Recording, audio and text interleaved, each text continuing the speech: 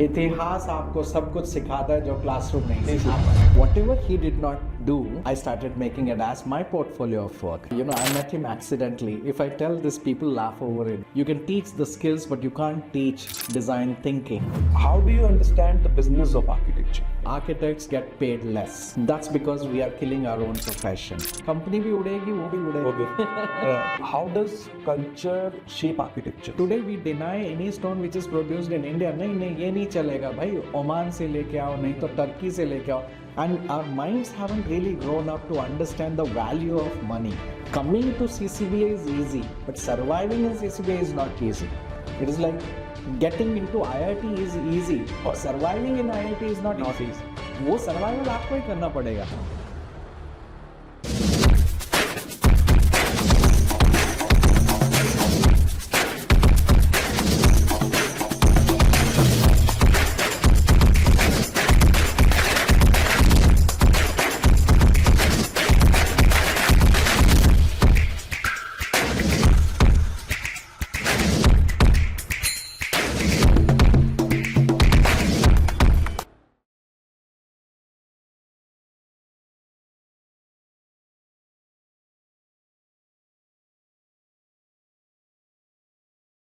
Hi, welcome to Design Karanversation, Stories, Insights and Conversations.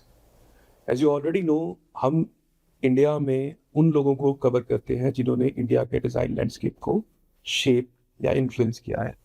तो उसी series में आज हम पुणे में हैं और पुणे में आके अगर हम आर्किटेक्ट क्रिस्टोफर और CCBA डिज़ाइन के बारे में बात ना करें तो वो अधूरा रह जाता है. Some architects design buildings, some build practices, but a rare few design institution of thoughts. Today our guest is someone who has been an incredible part of building that institute called CCBA Design with Christopher sir.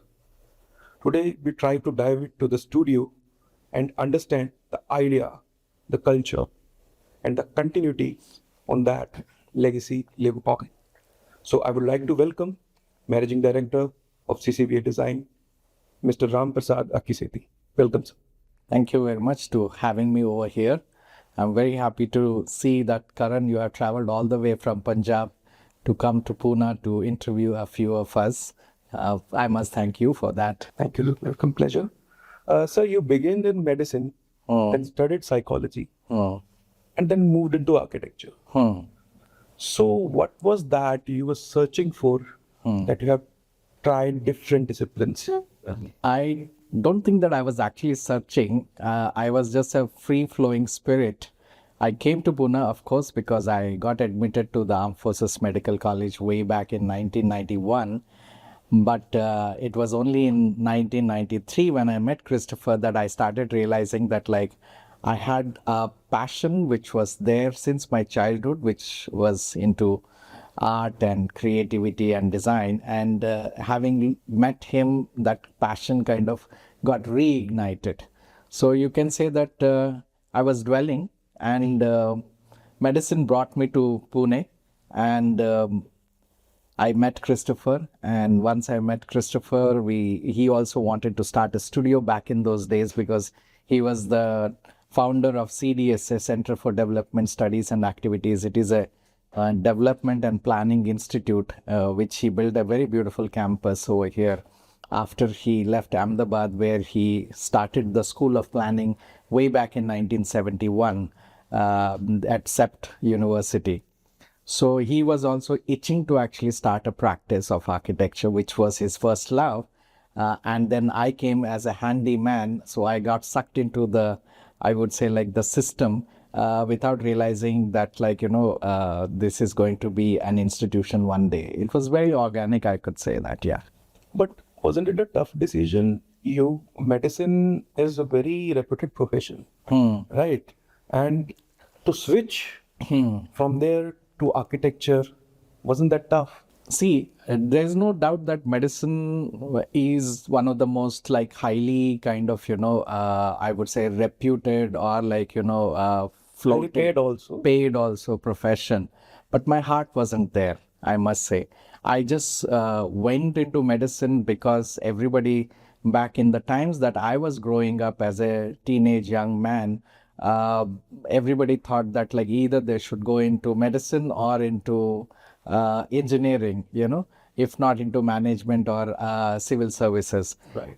And the kind of middle class family that I came from, there wasn't much of a knowledge about design courses, art, or architecture, which was very surprising because I also grew up in Delhi, but nobody in the colony that I lived was an architect to tell us that like there is a profession called architecture. It was only after meeting Christopher for the first time I realized there was a subject called architecture, and I started having an enormous amount of respect for this subject, which is the mother of all forms of arts. Yeah. So you studied psychology also. Yes, yeah. Then does it help in architecture to understand the human behavior? So after I left medicine, after was studying for 3 years, I needed to get into some profession or some subject to finish my degree as a basic degree. So I took admission in Ferguson College and I finished my studies and masters in psychology and later on in anthropology as just a kind of I would say like on the sidelines. I wouldn't say that like it was a subject that I was thinking of pursuing. By that time, CCBA was already formed, and since Christopher and I have decided that like let's live together and let's also make a great profession out of the skill that he had, because somebody had to be the breadwinner, and I wasn't an earning person of the family.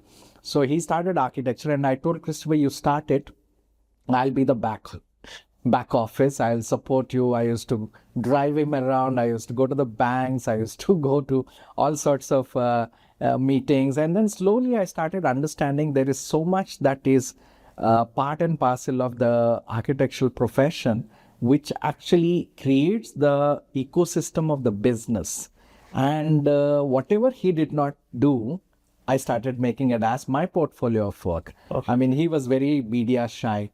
I was very good at back in those days, in the early 90s when social media didn't even exist. I used to publish, I used to photograph, I used to get the drawings done, I used to write articles. Every skill that I had, I thought like, let me kind of, and employ that in building his practice. And that freed him from all these mundane jobs.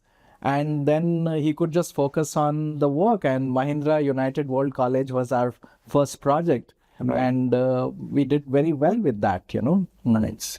So you told about Christopher a lot. So what was your first encounter with Christopher like? I met him accidentally. If I tell this, people laugh over it. But actually, I think we were destined to meet. I took a wrong bus on the 1st of August in 1993. I was supposed to go towards railway station in a bus number called 117. And it drizzles in the early evening in August in Pune. Pune is a very wet city, in August. It's like a continuous, that like Scottish rain, And the buses are always covered with mud, with the splinters, you see. So, I saw 117 and I thought it was 111 and I just got into it. And then I just was lying like this on the window. And it was like a breeze, drizzle and all that. Until a point I realized this is not going to the place which I want to go. And then I asked the conductor and he said that you are in the wrong bus. I felt like, okay. And I did not want to change the course of my journey. I thought, let me explore a new place. And it brought me to Deccan Gymkhana. And I asked the conductor, when does this bus turn around? Because I need to go back to the hostel for my dinner time, which is 7 o'clock. And he said, oh, it'll turn around in another 30-40 minutes. And then you just walk around on Jangli Maharaj Road and come back and we'll go together in the same bus. So I just was walking around and then I saw this Sambhaji Park. I just oared into it because the gates opened in the evening. And I was sitting there for like the next 15-20 minutes. Just no one was there in the park and just thinking about my life because I was also failing my exams and having backlog. So I was already like, in some sort of a second year, third year? Second year. So I was already in some sort of a turmoil in my mental life, And then here this white man walks in smoking a cigarette and then he finishes the cigarette, he walks back and sits next to me. He was around 50s? He was exactly 50. He was like, yeah. He sat next to me and then he struck a conversation because he was very good at conversations. And keep in mind, in my life, this is the first time I met a white man. And I've never had a conversation in my life, because back in those days, we never had opportunities to see through foreigners or anything. Right. And he asked me, young man, what are you doing? What are you studying? Of course, I told everything. And that was our beginning. That's how we accidentally met. If it was not for the wrong bus that I took, CCBA will not have been here today. That's truly a destiny, I would say.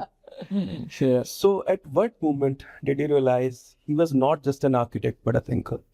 And you switched everything and got to the architecture with him. I think I would say, like, initially, at least for the first 5 years, I did not really understand a lot of his theories, or I would say, like, the way he gave a solution to design problems, and he never used to call design problems. They used to say design opportunities. Oh. And I think it was probably after the Mahindra World College, maybe in 2001, almost 6-7 years after we started the firm, which won the American Institute of Architects Award, and it was the finalist of the Aga Khan Award and all that.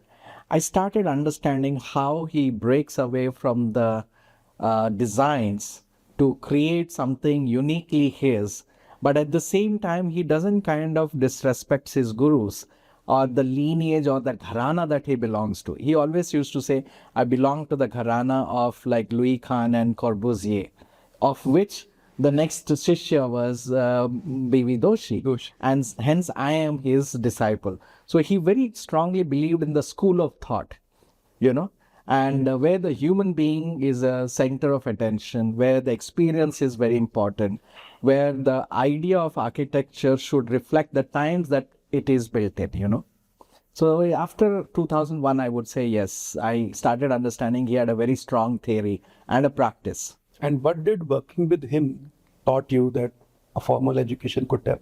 Oh, I mean, there's so much, like practically, if you look at it, sometimes I always wonder, because I do go and meet a lot of students and colleges and all that. I think working with him was like a mentorship. Formal education leads you to a particular degree and a qualification. Of course, no doubt, schools do prepare you the skills. And very famously, I always say that, like, you can teach the skills, but you can't teach design thinking, because design thinking is a very innate thing, or it's very personal. You have to be either born as a designer or you're not. But I believe अभी आपकी बातों से मुझे लग रहा है that you have trained like a gurukul. Yes, right? Yes. Not just a formal education. जैसे पुराने time में you have to be with the guru. Yes. I mean, 31 years. 31. And my stories in the house as well as in the office or in the car. Even when our fights were there, the discussion was always like around something to do with design and architecture. Yeah. CCBA is often described as an intellectual design house. Yes. So what does that actually mean in practice? Oh, okay. You see, I'll tell you one thing. There is a difference between an intellectual practice and a commercial practice. Yeah. See, the commercial practice is the motive is essentially finances or monetary gains. True. Intellectual practice, the motive is knowledge systems, creation of knowledge. Because we very strongly believe that does our practice lead to creation of knowledge? Like, for example, you see, if I have to educate you in the medical terms, somebody is designing the surgeries. True. Somebody is performing 3 to 4 surgeries a day. Yeah. But somebody is actually creating the subject matter. The subject matter. Yeah. How do you cut the liver? How do you enter from this and that? These people don't do that. They just like are running the mill. Yes. You're getting, and both are required, because from this practice also the mistakes come out which get corrected in the theory. Of course. That's why an intellectual practice is more or less like a lab. Yes. There are projects which give us 5%, 6%, and then there are projects which give us less than even 1%. We don't distinguish between big project, small project, profits, losses. We discuss in the lab like what can be learned as a system of knowledge in this particular project is what we kind of look for in that particular project. So ours is a lab A studio. That's why we call it as a studio. Studio. Yeah. Experimenting all the time. Like you told me that both part are necessary. I've seen in India, architecture is not a high-paying profession. I would say, yeah, some bigger cities they have a very good practice, but in smaller cities there is not.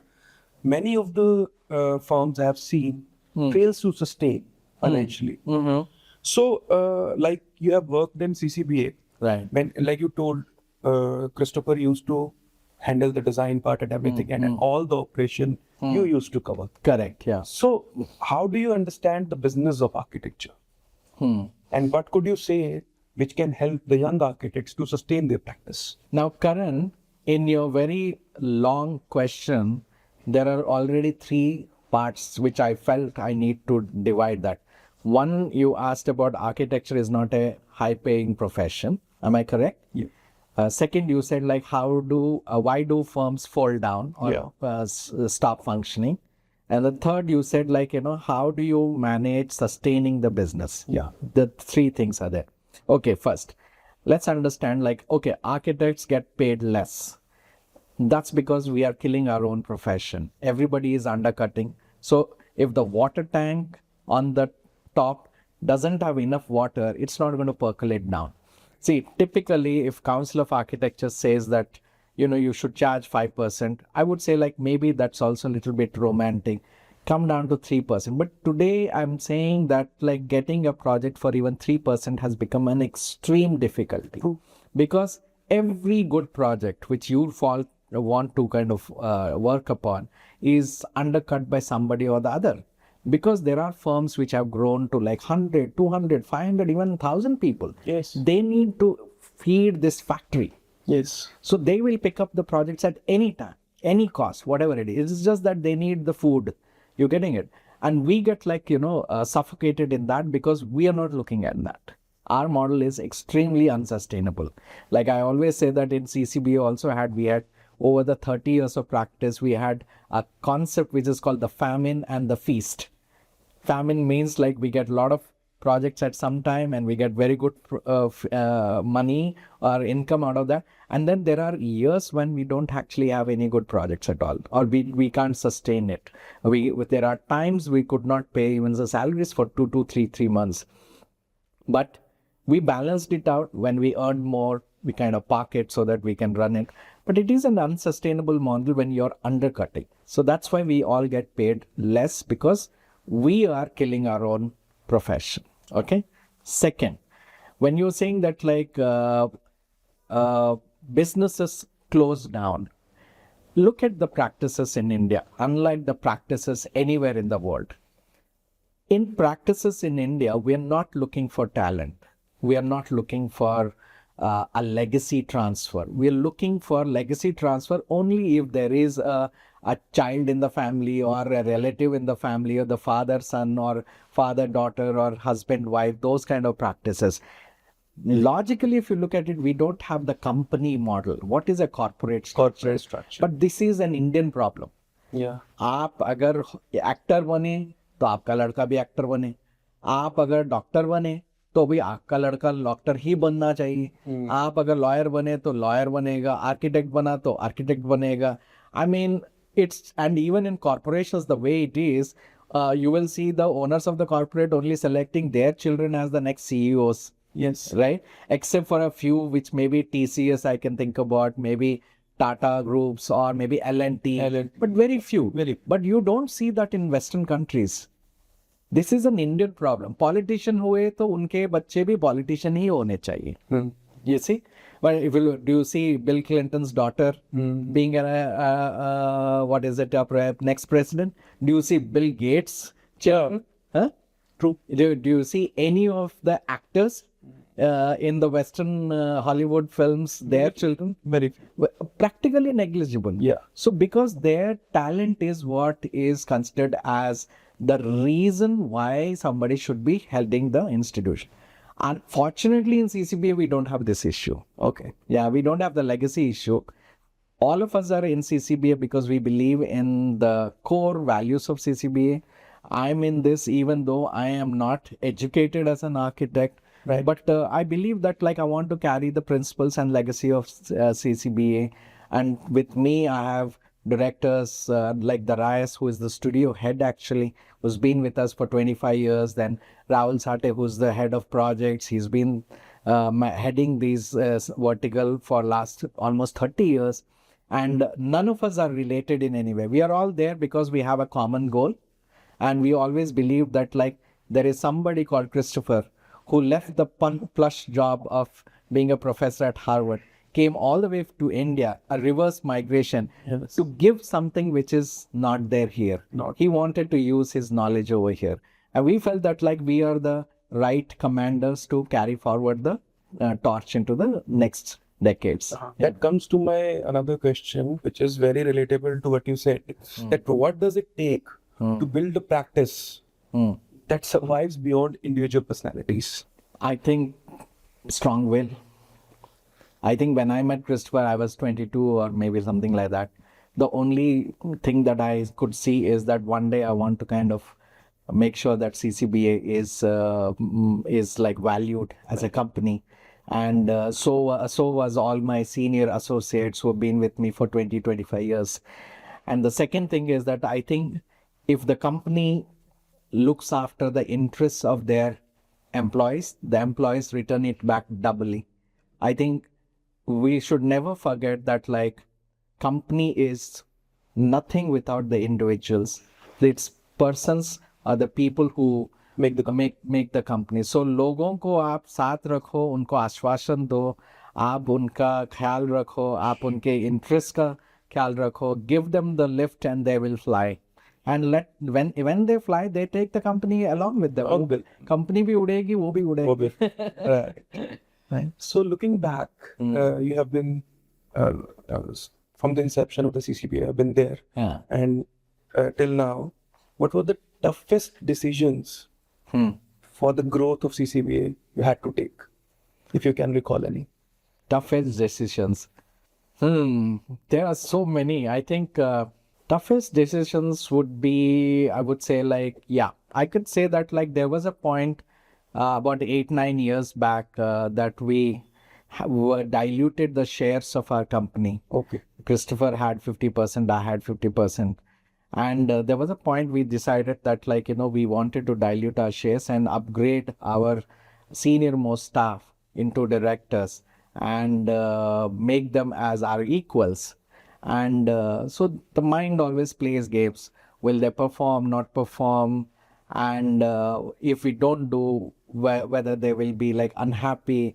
These are the decisions which are generally toughest because you're giving a share of your baby. Yes. And will they look after this baby equally as well?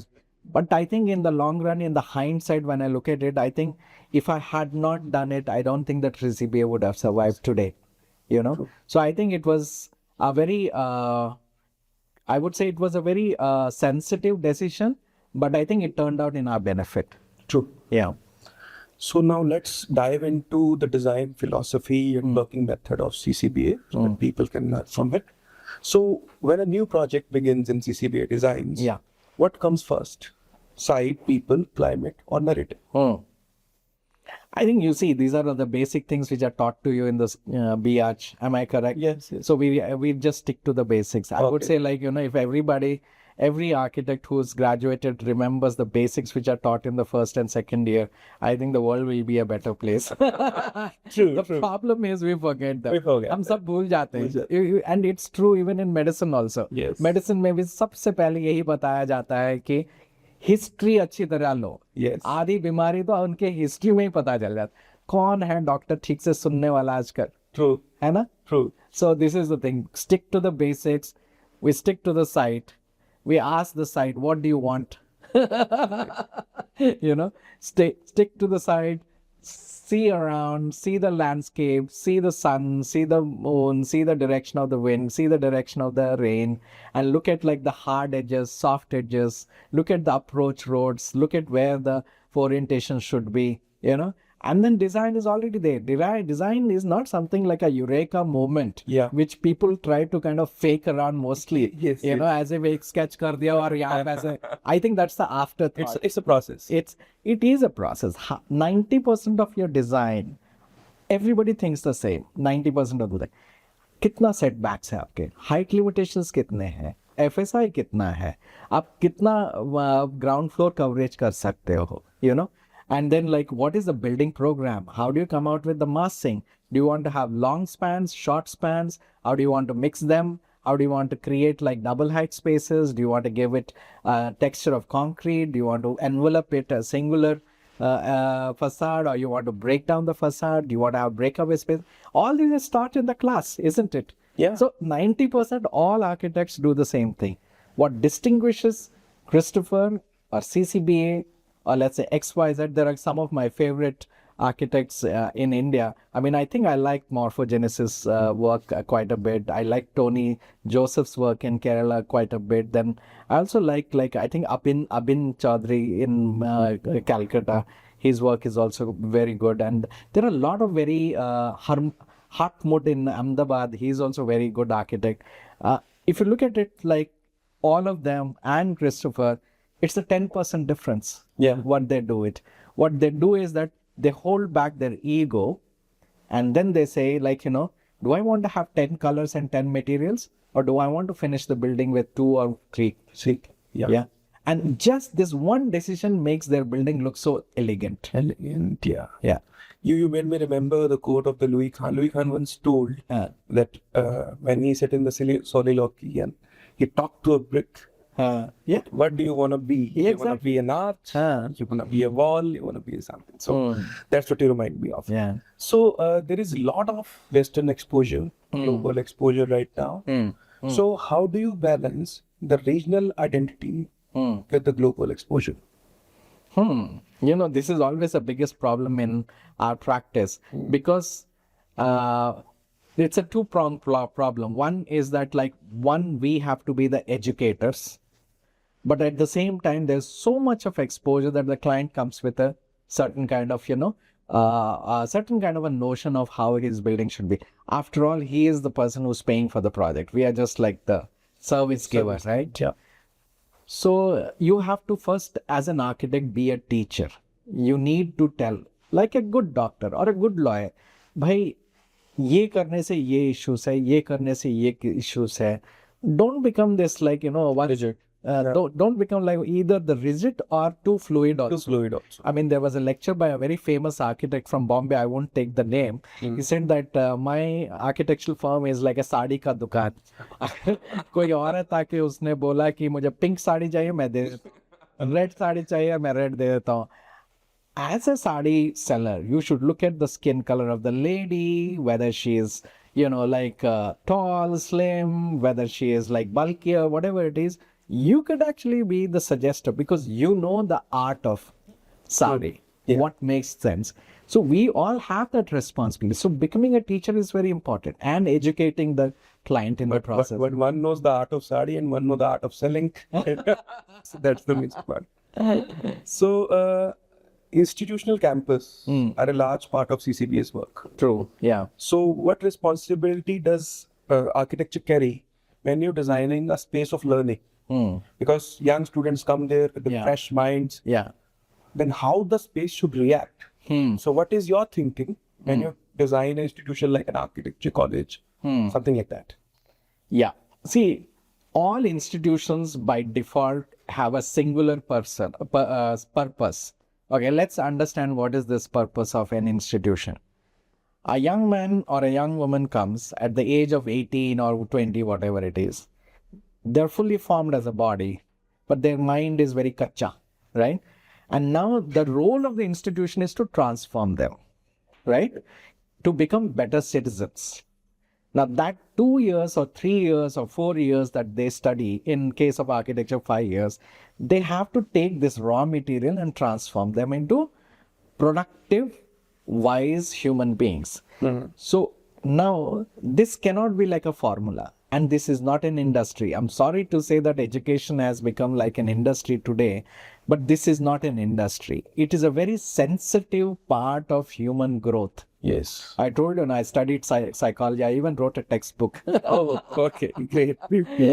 So, to address this very sensitive part of human life, which is when you're choosing a career and transforming, Yes.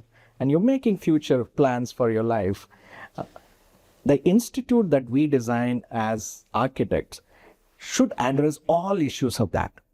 Is the institute allowing the growth of his mind, or is it cocooning it?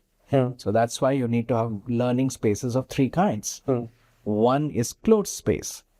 Second is open space. The third is the in-between space. If I ask you to go back and reminiscence your own college life, how much time you used to spend in the corridors gupshup marte hue? Maximum time. Maximum time. We don't think about that. Your corridors should be at least minimum 10 to 12 feet. True. 6 foot के बनाते चलो सही you know, क्योंकि वहाँ पे पैसा कमाई नहीं होता, क्लासरूम होगा था पैसा कमाई. That's the way they look at it, you know. So give equal importance to outdoor learning, indoor learning. Most of the greatest theories of the world were thought about when they were either in the corridor, on informal chatting, gupshup karte hue, or in outdoors, never in the classroom. Yeah. So think about that.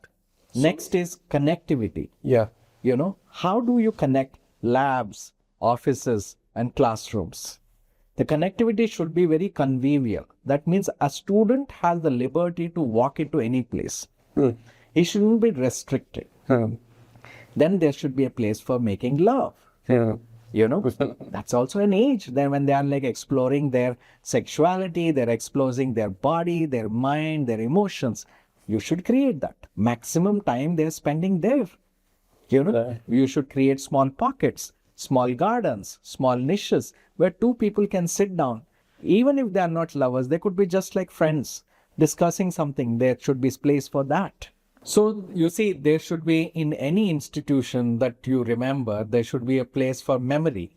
How would a student remember after 10 years, 20 years when they come back as an alum over there? So, you know, you should always think about designing spaces that have large atriums, maybe a grand facade or an opening. I mean, think about how Louis Kahn designed the IIM Ahmedabad, you know, which became a little bit of a kind of a prototype to follow for rest of the institutions that were built later on.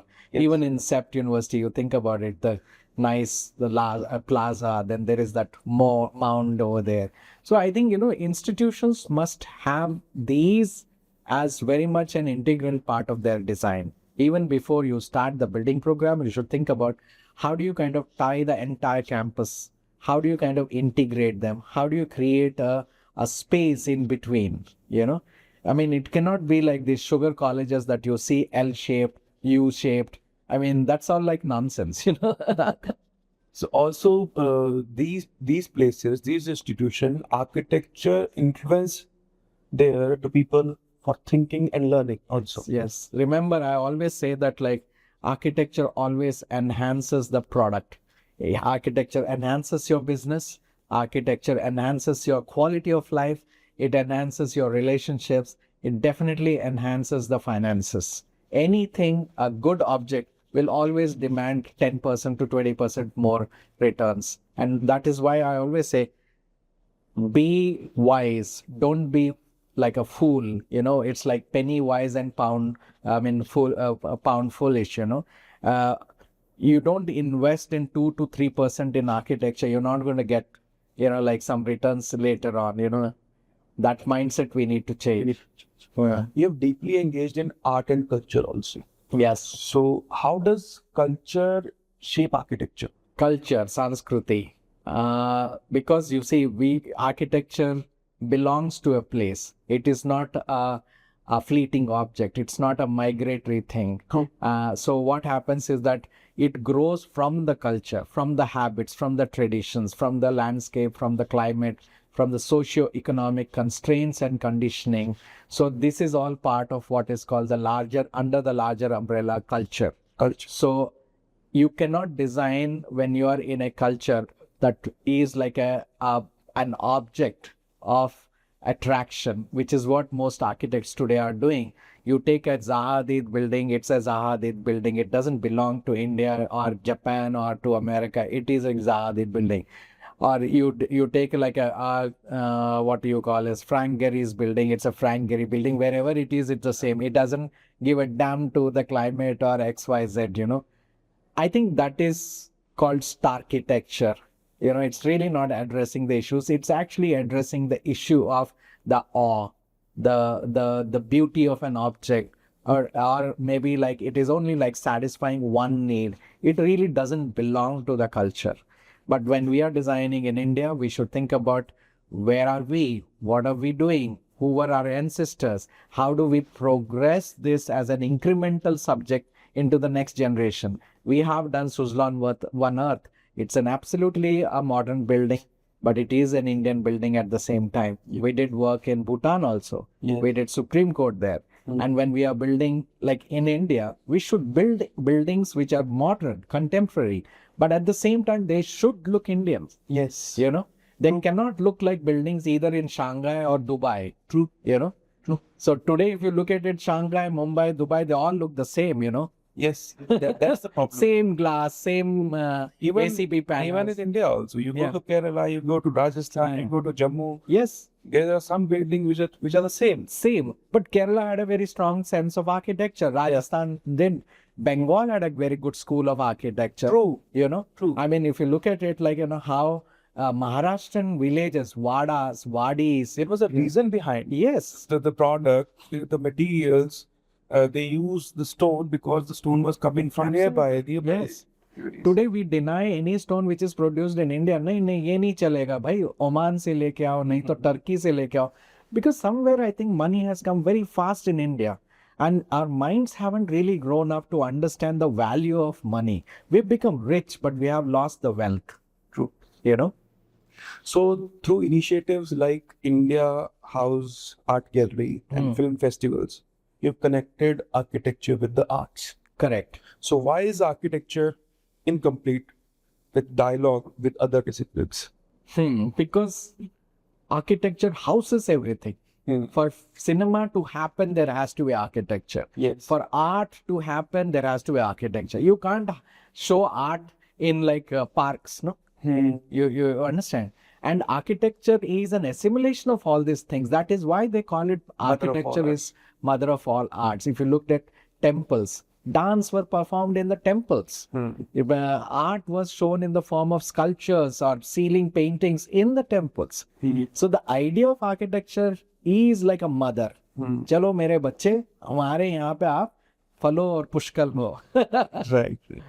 So is architecture ultimately, a cultural act or a technical one?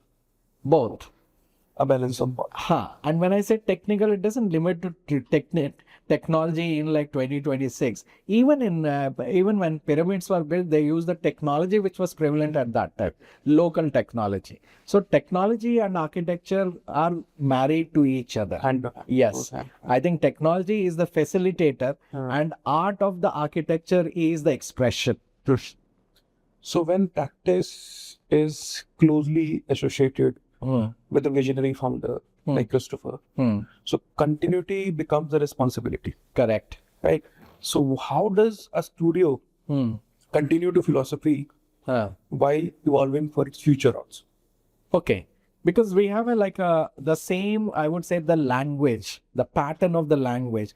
There are 10 principles that we follow in design, in architecture, in the studio. Whenever there is a new project comes, we would ask first a question, what would Christopher do? Okay, then let's have that beginning. So Christopher would see this as a monolithic structure or as a fragmented structure. Would he see this as a single building or as a campus? Would he create like spaces in a hierarchical system, large, small, and medium? Or would he create like one large space as gathering space? Then what would be the entry experience? So we have charted down the 10, I would say, like salient features, which I would say CCBA's ground rules. Any project comes, we need to have tick marks of all this in those projects, and then the outcome is pretty much like, similar to what So you can say that in the last 10 years, we have institutionalized design in CCBA. God.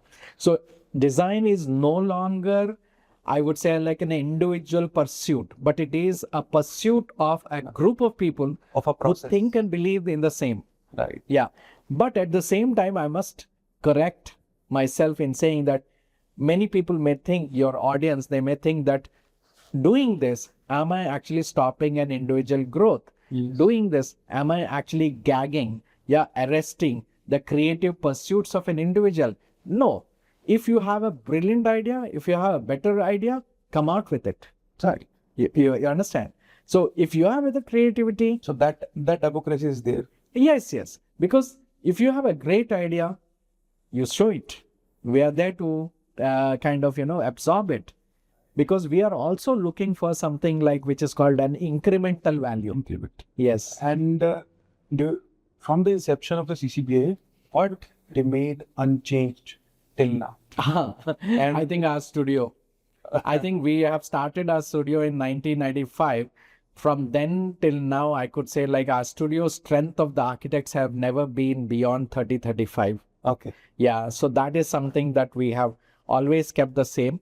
There are about 55 people who are on the roles in the company today, where engineers and administrators and accountants and all that. So altogether, the studio itself is about 35 to 36 architects. We don't have draftsmen.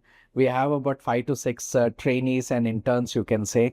But that is the studio model which we have kept. We have never grown beyond that. And the reason for that is, I remember very clearly when Professor Christopher Benninger once said that, like, the day I will not remember the name of the person who is working for me, that is the cutoff point. Oh, yeah. You know? Very true. So he said, like, because I want to have a personal relation with each person. And even in his working, and today also in our working, it's very organic. We don't have a pyramidal structure. We don't have like a senior associate, uske niche 2 senior architects, फिर 4 junior architects, फिर like nothing else.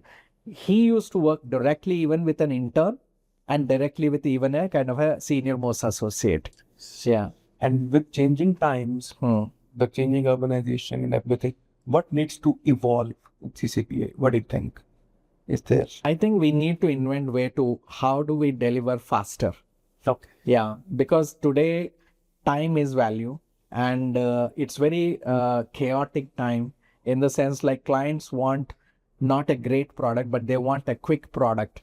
So I think if we can learn how to kind of make our systems more efficient, we are building systems, because unfortunately no architectural practice in India has built system except for, I would say, HCP. HCP has done with good systems and integration of systems. So it works more or less like a kind of an assembly line. And that gives a lot of freedom, I would say, like for thinking. And we need to leave enough time to think. And we need to prepare people, especially in my office. What I would feel is that most people are grounded, they're good designers, they are not very vocal. You need to prepare people to be people who can be vocal. So how does an idea survive beyond the person who created it? I think continuity. You can create something and then you forget about it, it won't survive. There are some fantastic architects who were even beyond, I would say, like when it comes to creative pursuits, beyond even Louis Kahn and all those, but we don't remember them. Do you know that architect by the name Nervi? No. He has done fantastic, Google and see, he has done fantastic works, you know. So in the same way, Paolo Soleri, nobody knows. So there are great architects in India which people don't know. Anant Raje was one. Yes. You know, very few people know. So like that, there are many good architects who did not live in the memory of the people because they were not very business minded. You know, and for continuity, you need to do shows, you need to have books, you need to have films, you need to have a continual studio. All these things allows the continuity, and in that continuity, the architect survives or the idea survives, and then it becomes then a theory. So what is your relationship with books? I was helping Christopher in writing his first book, Letters to Young Architect, in 2011. I greatly edited it. I used to type it for him, edit it, put the format of the chapters, then I designed the cover. So I used to say that, like, to a large extent, because I've already written a book in 1999 on a textbook for psychology under the Pune University. So I knew how do you make a book. So one day when I was sitting and looking at all the letters and, like the file that I brought, the essays, letters and speeches that he gave, I mean, I could see in those pages a book in the making. So I said, like, why don't you go through them, synchronize them, make it look like as if a book. And he did it, and we published the Letters to a Young Architect, which became an immediate success. Then I have edited the Architecture for Modern India, which was published by Skira and Rizzoli in New York. Then to some extent, I was involved in Great Expectations, Notes to an Architect. It's a sequel to the Letters to a Young Architect book. Now I'm involved in writing a book which is called Principles of Intelligent Urbanism. It is a half-finished book by Christopher. It's a brand new theory, and I will be taking forward. And I'm also writing my own memoir. A very famous publisher has asked me to write my memoirs from my point of view. Okay. The last 31 years. Yeah. So, And do you read a lot? I do read a lot, very much. Yeah. And what do you think? I have seen young architects, they don't like reading much. Is this they're going in wrong direction? What would you say? See, I always say, like, if you want to rule over other people, you need to read. Yeah. So it's a decision that you have to make. Not everybody reads, but there are a lot of people who do read also.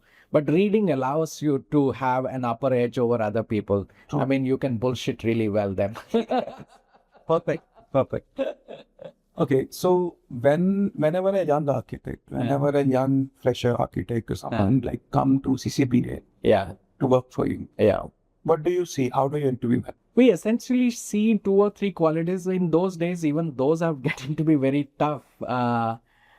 And we try to see that if that person has an innate interest in design or not. And the second thing is that, like, is that person having that hunger, to do things on their own, because we are not a tutor. Yeah. We just suck them off into this factory floor, you can say, and then we say, like, chalo kaam karo. There is no one who is taking away time as a senior because he is under so much pressure to tell bhai aise karo. So there is a lot of self-learning. We can create an ecosystem. Can this person survive in that ecosystem? Many times they don't, because they're all the time on phones or X, Y, Z, because somebody has sent them thinking that, like, this person should go to CCBA to do the internship or be a fresher there. They don't survive, and then we tell them, like, you leave, because understand, coming to CCBA is easy, but surviving in CCBA is not easy. It is like getting into IIT is easy, or surviving in IIT is not easy. वो survival आपको ही करना पड़ेगा. आप इसका हाथ पकड़ोगे, उसका हाथ पकड़ोगे, Ram sir को किसी से फोन करवा दिया, ये सब तो करवा लिया आपने. ठीक है. This is your smart. काम तो खुद करना. But काम तो खुद ही करना पड़ेगा. कौन करेगा आपका? Yes, that's the thing. So what are young architects today misunderstanding about the profession? That's a very, I would say, like a double-edged question. I mean, swords thing. And see, I would say, like, young architects today somehow come with some preconceived notion that, like, architecture is like a decorative profession. One which is not. It is a scientific profession. Yes. With a lot of technology, a lot of parameters are there. Like, there are socio-economic parameters, there are design parameters, there are finances involved, and they have no clue about all these things. It's not like one linear kind of set of issues. It's multiple. So they come with an idea that, like, I will do pretty drawings and put here this, like, that's fine as a decorator, but what we do in architecture, in CCBA specifically, we're trying to find a solution which is creative and beautiful. Yeah. You see, that kind of defeats their purpose. They feel that they are not suitable for that. There are people in my studio who worked for 2 years, 3 years, and it opened their eyes, and they said, like, architecture is not my game, and they've gone into management, or they've gone into, like, film editing. Many of them have become, like, social media entrepreneurs. So architecture is not for everyone. But having said that, architecture education teaches you to kind of, fly into various aspects of life. It prepares you, it grounds you. A good architectural education teaches you about aesthetics, about technology, about finances, about space planning, space as such, and different kinds of people that you dwell in the field. So in that way, I would say like architectural education is a pretty holistic education. Yeah. And that's the purpose anyway. Yeah. I mean, like for me, like you look at it, I was studying medicine and after that psychology, and I'm in architecture. So I am not like one of these like messiahs saying that like, life is linear. Yeah. Education is education. All educations must teach a person how do you go from A to B. True. That's it. That's it. And you can apply that knowledge to anything. Anything. Yeah. You You can can go be a to any- gardener. Yeah. There are engineers who have gone into agriculture. Yes. You see? So, what should architecture students learn outside the class? Visit history. They should visit as much projects as possible. They should meet as many architects as possible because that is the factory of their life. And visit monuments, understand history. History ने कैसे build किया? Right. इतिहास आपको सब कुछ सिखाता है जो क्लासरूम नहीं सिखा पाता. Bilkul. Well, Let's talk about your personal reflection. So, after so many decades in architecture, yeah. what continues to inspire you? What continues to inspire me? I think it still continues to inspire me that like how could this man come to India and change so many people, and I'm one of the direct beneficiaries of that. So that inspires me quite a bit even till today. Yeah. So, what architecture taught you about life? Taught me about life, I would say like patience. There's nothing more than patience because this is the only profession where you do something and you still wait for your fees like after 10 years. I don't think there is any other profession. I mean, आप medical profession में देखिए पैसे रखिए तभी हम lawyer को वो देखिए आप कोर्ट भी नहीं जाएगा वो तो यहाँ पे तो सब करने के बाद भी आपको फीस नहीं मिलती है. I think patience. It's a great profession which teaches each one of us to have a lot of patience and yet still have the hope. Nice. So, let's do a small quick fire round. Okay. I'll ask some of the questions. So, a building that moves you deeply. I would say like Mahindra United World College. Okay, was. A city that teaches humility. Paris. Okay. Yeah. One quality every architect must cultivate. Visit other projects. You'll learn a thing or two definitely, either to do or not to do. A book every young architect should read. My favorite book. It'll look like I'm taunting too much, but Christopher Benninger's Letters to Young Architects. Okay, so I'm asking some of the last questions to you. Sure. You can elaborate as much as you will. Yeah. So, what kind of architecture does India need today? Indian architecture. And when I say Indian architecture, I think we need to break the shackles of the British Raj. We need to stop like going down to European or Japanese or American styles of architecture, which we so recklessly copy, undermining that we are a country which has very many diverse climatic zones and biomasses and everything.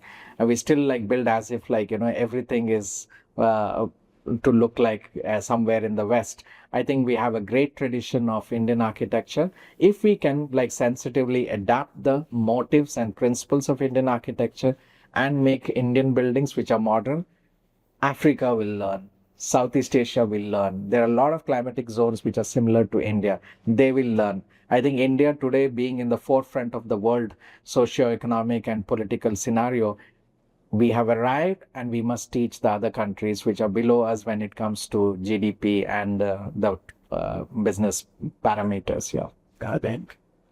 What responsibility do architects carry towards society? Make them beautiful. That's it. Because you are carrying the burden of making your cities beautiful. I think if the city is ugly, it is only because of what we have given to the city.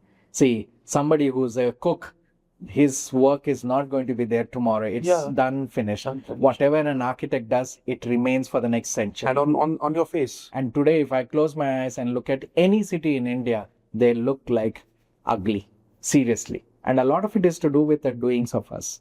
Yeah. Yeah.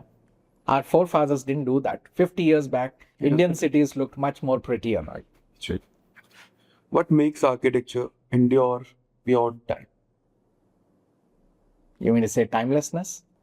Simple architecture, I would say. When I say simple architecture, okay, look at like Meenakshi temple. That's just one material with various expressions. True. I mean, in Punjab, where you come from, there's a lot of brick which is used. Yes. Yeah, and the brick is there on the floor, on the ceilings, on everywhere. But that, our Red Fort for that matter, Red Agra stone, everywhere. I think simple architecture means like limit your material palette, create 2 or 3 extraordinary spaces, try to have like connections and make the building like feel that like it belongs to the earth. So with this, I would like to finish up this conversation as we have learned a lot today. Okay. Building weathers, material age, Yeah. ideas always endure. Yeah. So with this, I would like to thank Mr. Ramprasad to come to our podcast. And what was your experience like? Karan, I think you probably got the best out of me. I've done a few more podcasts in the past, but I think your questions were very kind of leading one into the other. And what I appreciate is that like you prepared and came rather than randomly asking the question, because I believe that preparation does help and makes it very efficient. Thank you. Thank you. So with this, we always say architecture is not only about the form, it is about the culture, the continuity, and the ideas to survive. So with this, I would like to thank and see you in the next episode. Yeah. Namaste. Namaste.